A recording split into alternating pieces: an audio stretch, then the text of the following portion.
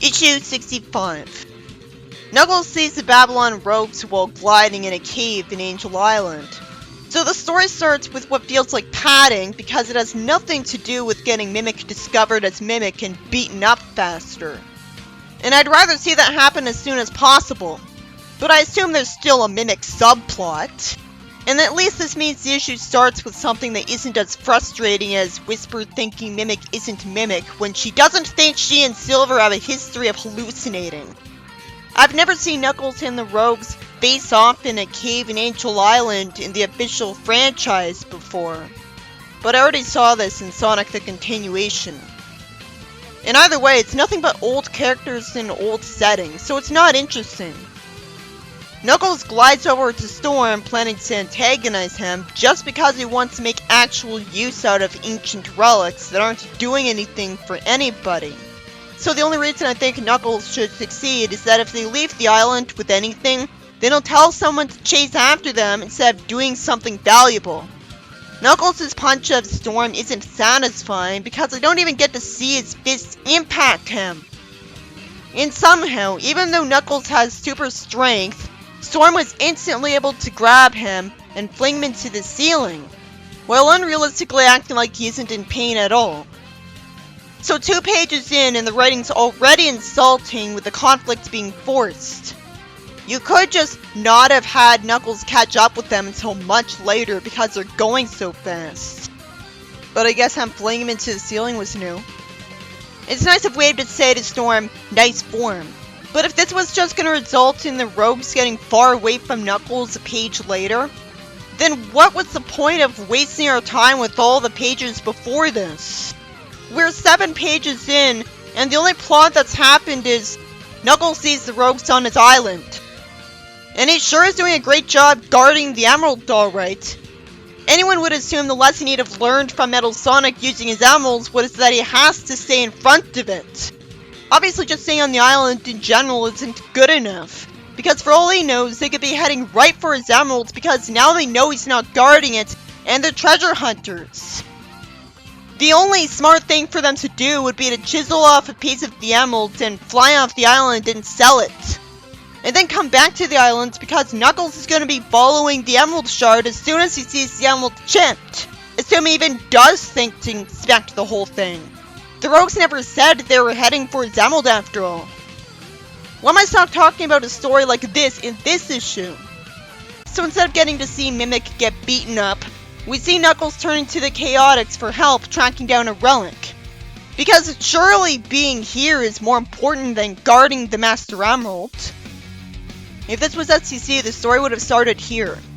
I assume he can't call any of his friends on his cell phone from his island because the range of any nearby cell phone towers wouldn't reach all the way to his island. And the range on walkie-talkies is terrible, so he had to come here in person. And I can give him some benefit of the doubt and assume that it was faster for him to come here than to come to one of his friends and tell them to come here. But still, he doesn't have to go away from the emerald as if he cares about a useless, meaningless relic more than it. I know it's probably not going to be so much as touched without him there because usually it's ignored, but the Guardian's supposed to be more careful than that. He's supposed to have been so affected by Metal Sonic using its power that he shouldn't have come here. And he should know the Rogues would know he'll be going after the relic, and so they could be on the way to his emeralds right now. If they were written by a writer who writes characters to be smart anyways. This story could have easily kept me invested here if a piece of the Master Emerald was stolen instead, because then it'd make sense that he came here without even staying near the emeralds for an extra day just in case first. Because even a little bit of the emeralds could power a machine, and he doesn't want Eggman tracking down with an emerald radar, if he has one. And he would. How else did he know to go to South Island and Westside Island to look for emeralds? As it stands, I don't see a reason to care when Knuckles gets a relic from his island back.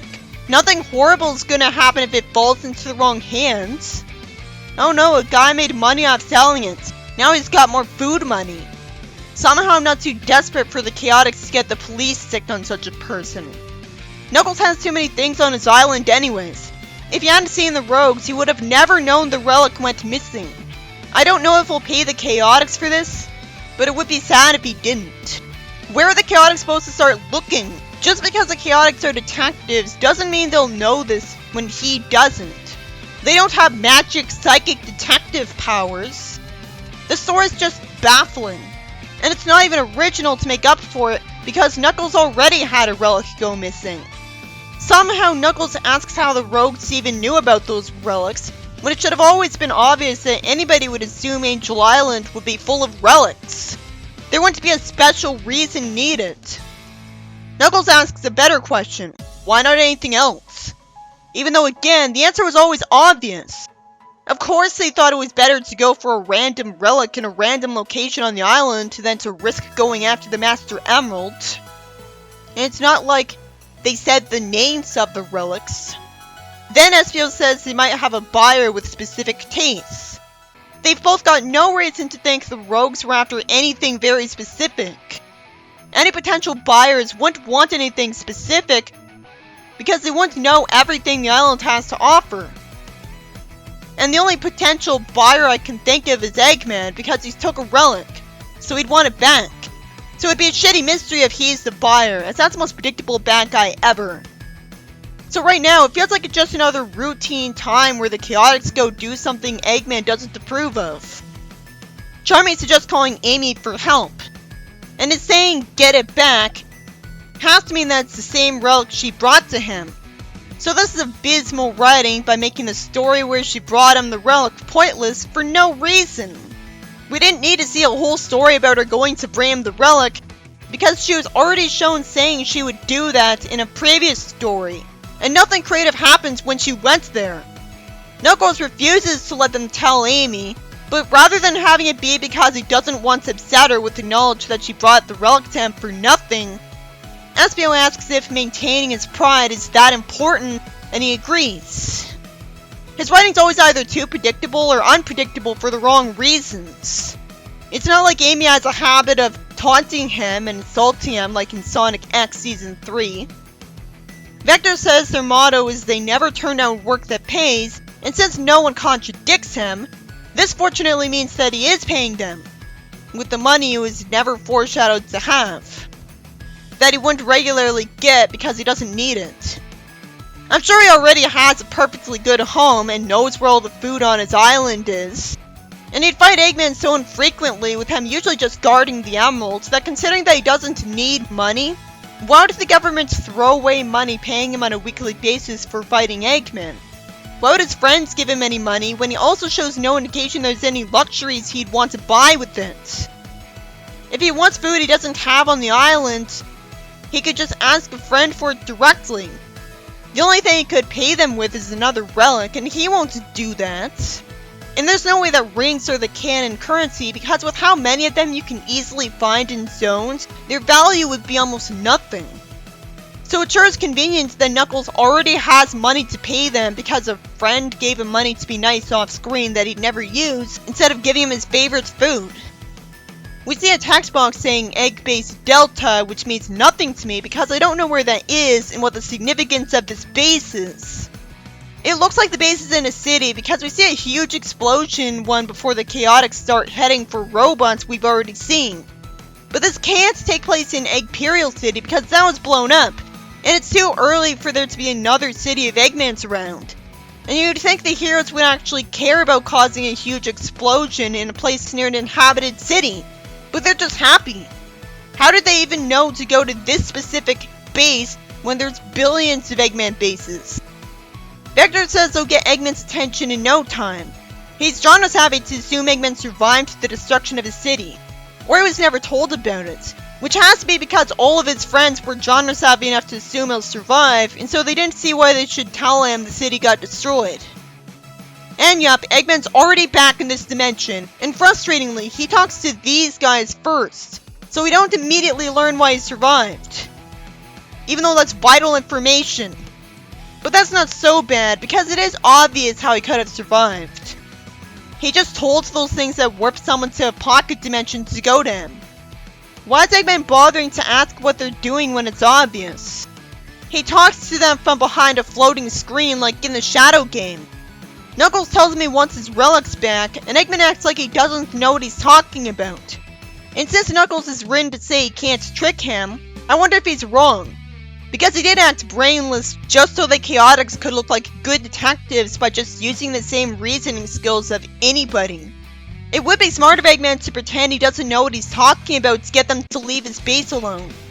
But it being smart is why I know this isn't happening. Eggman calls Knuckles a buffoon arbitrarily and says that he doesn't personally keep track of everything he gets. He has his robots do that. Meaning he wouldn't know if a relic went missing from his city anyways. Sure, it was inconvenience for him that he never put a camera in the place where he stored it that could have a robot security guard instantly alert him if he gets stolen. Like would be common sense to do with a valuable of yours. When you have plenty of technology and a thief for an enemy. Eggman finally points out that it'd make no sense for him to hire people to get the relics when he could simply send his robots. Yeah, if that's true, then this is a better mystery than I expected. But if it turns out to be Rouge or Clutch, it'll still suck. Eggman asks if the relics had magic powers. Knuckles doesn't tell him they do, but he wouldn't have done that anyways. But again, it's sad when a character in the story has better ideas for how the plot should go. Now it's even more insulting because the writer thought of that possibility, but I guess he dismissed it as too unrealistic for a franchise about a cartoon hedgehog. Eggman tells them to leave, and they walk away as they wonder why they won't punch out the thing having him communicate with them, like Sonic did in Archie. Somehow they just walk away. Sure, it'd be pointless, but a lot of things people do are pointless, and that doesn't stop them if those activities are fun. And they'd find destroying everything here cathartic. Why don't they destroy most of the base anyways? Since Eggman could end up using it for something evil and they hate him. Sure, it'd be a diversion from their goal and seem pointless in the short term, but Knuckles is supposed to have a short temper sometimes. And Vector and Espio are supposed to be smart enough to think in the long term. I can understand them walking away right now, as long as they plan to ruin this place after they get the relics back. But anybody would notice this plot hole.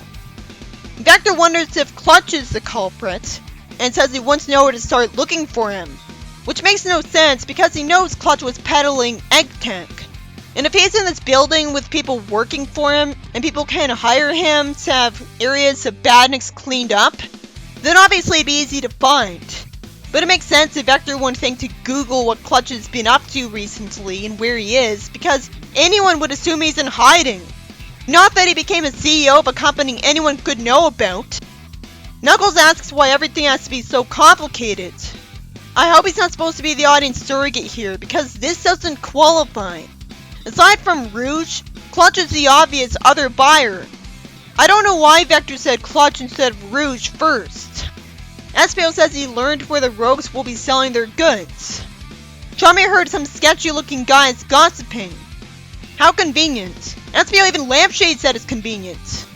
That is convenient, because the rogues could have chosen to sell their wares in any other city than the ones with Knuckles' detective friends in it, when their airports are fast enough to take them anywhere in record time. Not to mention their blimp. This is lazy. If this is the only way Knuckles could have possibly gotten his relic back in such record time, then it wasn't worth writing this. It would have made sense if they never saw the rogues trying to sell the relics. Anyone who'd buy the relics would either keep them in his mansion to show off, or auction off what they'd call Angel Island relics on eBay.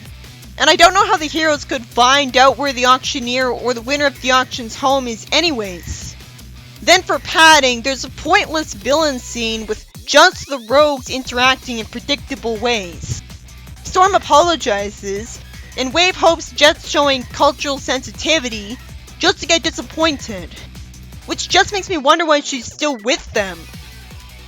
Oh yeah, he really gets the characters every single time. That's why the heroes don't want to wreck Eggman's stuff and Wave's a softie now. When there's never any hint in the game except for having a conscience. It's not like having a conscience is bad for a character, but this makes no sense.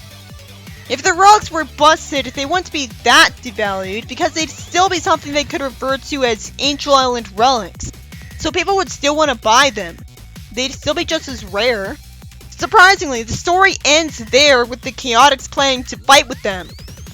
Instead of continuing, so I'd at least get to see the rogues getting hit, to get something out of this pointless story.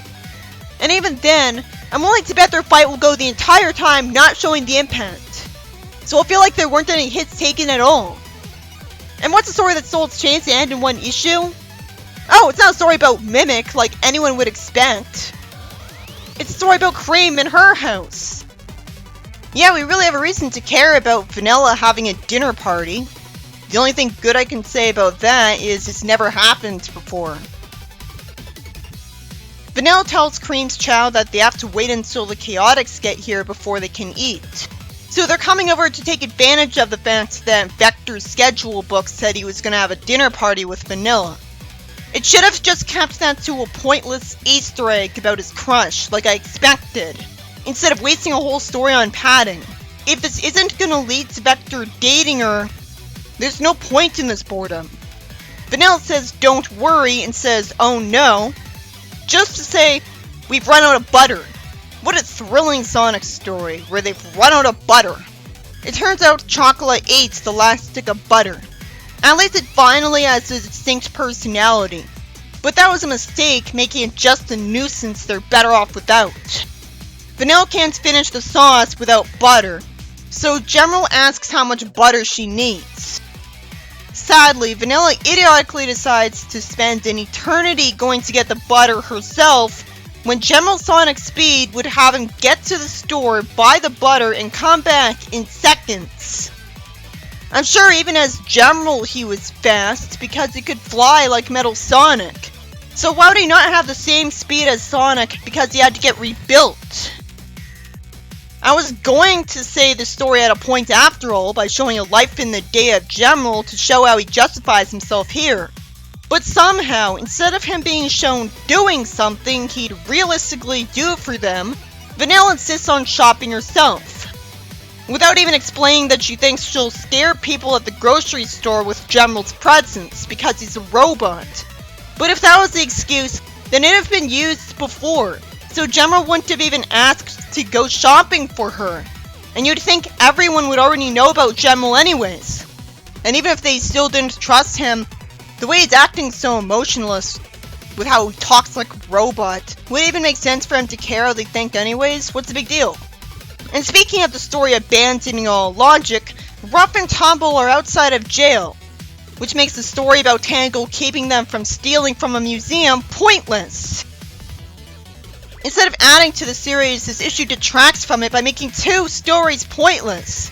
Is this the writer being petty about how someone else wrote that story and making it non-canon from spite? This makes me wonder if it's from a lame excuse that annual stories don't count. Even though they should, because they're the most consistently good part of IDW. And there's no indication in the comics themselves that annuals aren't supposed to be canon. So the audience won't think that. These two can't break out of a prison. Anybody would assume Tango would get these two to the cops because that's common sense. Why can't there be common sense in this comic? This might not be the case if they had Gail Galligan and the good writers of the annuals write all of it. But that'd be logical, employing the best writers for stories that matter instead of barely using them. Hopefully this only happens because the writer didn't know about the ending of that story, because she doesn't care about stories that aren't written by her, which I remember hearing about Penders. The writers of a comic need to be aware of the plot of the previous stories, as otherwise it's just unprofessional, as it can backfire. Is it normal for a mother to tell her 6-year-old daughter to please keep an eye on the stove? Well, she could have easily told her how to turn off the stove, and there'd be no consequences to that. I'd think she'd say that to General because he'd be the responsible one with the brain of an adult, and that's why she's leaving her alone. And I have to assume the reason Tumble calls Vanilla an old lady is that she has the old lady voice from Sonic X, and the writer googled to find out what her voice sounds like there. If she didn't sound like an old lady, this would be stupid, because she doesn't look old, or even middle-aged. They waste time talking for a while before looking at the window. The believability gets stomped into the ground even further, as its writing is insulting enough to not have Cream hear them talk right outside her house. Even though everyone knows that you can hear stuff that's happening right outside a closed window. Sure, it'd be muffled, but I'm sure they'd be screaming their names loud enough. It could have easily been written that they stopped talking before they got within earshot. Even then, the walls of a house are so thin that you can still clearly hear your neighbors in the backyard from your bedroom. So even if they were all the way on the other side of the backyard, she'd hear them. Instead, she looks out of touch with reality despite looking serious, so I don't care what she's saying. Somehow, Gemma says perfection is an unrealistic goal when it comes to the dinner. Even though I wouldn't think that unless he had no faith in her and himself somehow to not let anything burn or drop a dish, because it'd be easy for Vanilla to have done a recipe perfectly. Most people, especially a robot, would think you could do a recipe perfectly by following all of the instructions. He reassures her that she's got this. Still, he would have heard them outside. He pets her and she tells him to set the table in the dining room. To think, he could have easily not caught thieves in his house if the table was already set, which could have easily been done a while ago. He could have caught them because he'd hear them walking in the house, and so would Cream. Anyone who could hear would be able to hear people walking around in just the next room. Tumble lampshades how stupid Vanilla was to leave her window unlocked. I guess their logic is, oh, it's not that kind of neighborhood. And people can have that attitude and leave their door unlocked, so it can be realistic. But again, it's needlessly frustrating to have a plot that could have easily not happened over the alternative. I thought Vanilla was supposed to be sort of smart. But when even Ruff and Tumble are smarter than you, something's gone horribly wrong. Most people would at least have it impossible to open the window from the outside. They'd have an extra window in front of the window that would be locked, just in case. The story somehow keeps getting stupider. Somehow there's people who don't recognize Gemma, who would have become world famous instantly for being the only one of Eggman's robots to become a good guy. Cream asks Gemma if everything's alright, as the story is disappointingly not showing us to fight in an action series, when the action scenes are the whole draw of this comic, because it barely adds any substance. Cream says she thinks something's wrong, looking like an impossibly stupid, blithering idiot, because at first it looks like she's stating the obvious, and even implying that she somehow didn't hear everything in the previous scene from a room away with those huge ears. And even if she did, why does she think something's still wrong when she should know Gemma would win against any burglar? He's a fast robot, and oh, the writer didn't even remember he was fast. Because somehow he hasn't already defeated these two, and instead Ruff's getting ready to rush at him for the first attack. Even though last time we saw them, Gemma was rushing at them and was really close to them. But it retcons that's how the rest of the plot happened. This is expecting way too much of the willing suspension of disbelief. It's bad when literally any fanfiction writer could write the story better in every way because they know the series better. I'm glad we see him actually impact Tumble in the fight. Gemma's dialogue is so boring until he says he'll show no mercy if they ruin the carpet. You'd think Ruff would have already used his stink bomb attack instead of just telling Tumble to get ready for it, because there's no reason to delay it. Why is Gemma standing there doing nothing when Tumble's saying that there's someone else here? Since we just saw that Gemma was holding Ruff's tail, how did he slip out of the superhuman grip of a robot? Why doesn't Gemma instantly go right in front of him when he runs away? What forced drama that's completely disrespectful to his character? The story made me look up the wiki for Gemma and see that part of his skills is still super speed. And that's true even on the IDW version of his wiki. So does the writer not know to write him as faster than Tumble? What's the point of hiring Sonic fans then? AOSCH never forgot when a fast character was fast, and it's sad when you're making AOSCH look like the realistic one. I know he'd hold back on his speed to avoid crashing into walls in a house, but he'd have a good enough handle on it at this point, and he'd have been in the house long enough that he'd know how to move just fast enough to instantly zip around to wherever he wants without being too fast. The story keeps lying to me, but I'm not falling for it. So because Tumble ends up right behind Cream, even though he obviously would have been tackled to the ground and punched in the back by now, Cream screams because it's her in this position, not Gemma somehow, and hits her elbow against something, and drops the frying pan with food in it, which caused a fire from a situation that would have never gotten to this point. And the story has the gall to be a two-parter when we already have a two-parter. And anybody would know that someone as fast and good at fighting as Gemma would have already won before this could happen. He'd have instantly punched them to make them fall on their backs, punch them until they're knocked out, and then tie them up. With writing as consistently baffling as this that doesn't care about making sense or being enjoyable, it makes me wonder why fans act like the comics above criticism. And then I remembered that kids are introduced to this because it's a new comic. Most of them are probably kids anyways. But that doesn't explain adults acting defensive. When something I like is being bad, I insult it too. I can understand not noticing some plot holes, but this story has such obvious problems that even if I weren't typing about it when reading it, I'd still notice them. It would be idiotic to think this issue is good just because it gives a lot of focus to characters that aren't Sonic, when you can afford to be picky in that regard.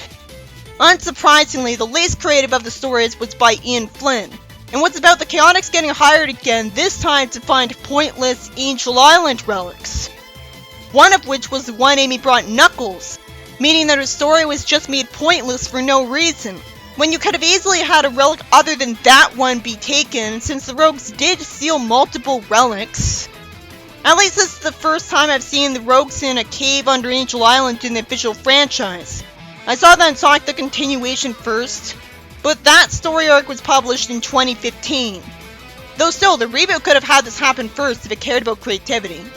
It is the first time I've seen Knuckles hiring the Chaotix as detectives, but I thought he would go back to his island right away after that because he has an emerald to guard. I don't have a reason to care about Knuckles getting relics back. So they obviously should have been chiseled off pieces of the Master Emerald, especially since Knuckles already had the problem where someone took a relic from his island. While Eggman being ruled out as their buyer with smart writing, it doesn't even matter who hired them because Espio conveniently heard gossip getting him to find out where the rogues were before they'd get to sell the relics. So now I'm wondering if we'll even find out who hired them. I mean, what took them so long to try to steal relics from Angel Island anyways? And I never got to see the rogues get a fist impact them. And this whole story was a waste of time that should have been about Mimic getting beaten up by the heroes.